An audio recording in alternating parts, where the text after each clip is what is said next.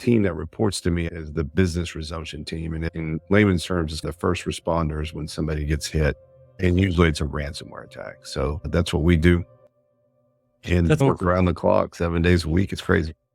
Their life flashes before their eyes when these things happen. I mean, they immediately see the bad that could happen out of this. Their business could close down. They may have to lay off employees. Are you finding when you get in that scenario, are you finding organizations that are well equipped and prepared? I would say a couple of years ago, the attitude overall was it'll never happen to me.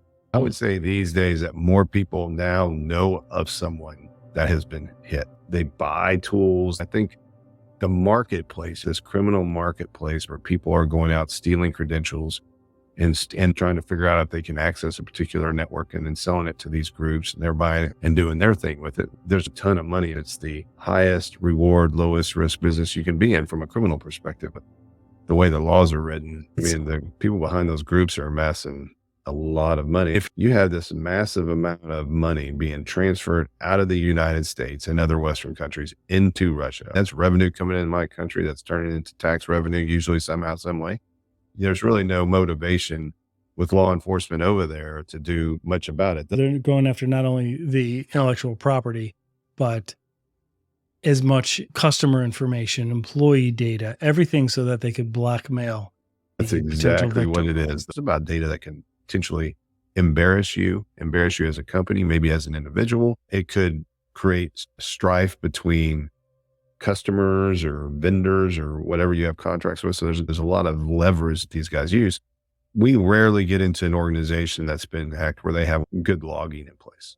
Because if you have good logging in place, you're able to spot anomalies, right? You're able to see weird stuff, people moving around the network that are unauthorized. Exactly. We can say, oh man, somebody was in your network last Friday and they were in there for the last week and they were doing this stuff. And this is exactly what server they were on. So we know.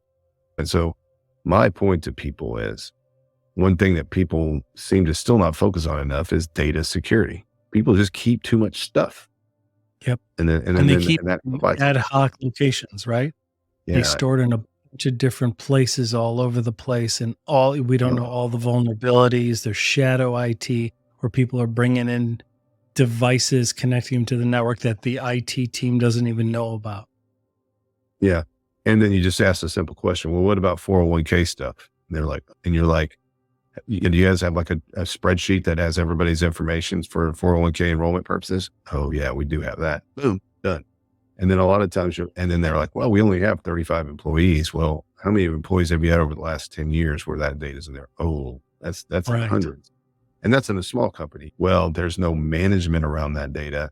That data is going to come to bite you if those guys get a hold of it. Small organizations have the tendency to give everybody or a majority of people global admin access. It's incredible. And for whatever reason, we want to make sure they can reset a password or do whatever. And oh my gosh, that's brutal because all it takes is one mailbox to get popped and then the whole tenant is popped. Hi, Cybercrime Junkies. Thanks for listening and watching. Got a question you want us to address on an episode? Reach out to us at cybercrimejunkies.com. If you enjoy our content, then please consider subscribing to our YouTube channel at Cybercrime Junkies.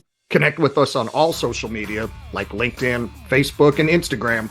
And check out our website at cybercrimejunkies.com. That's cybercrimejunkies.com. And thanks for being a Cybercrime Junkie.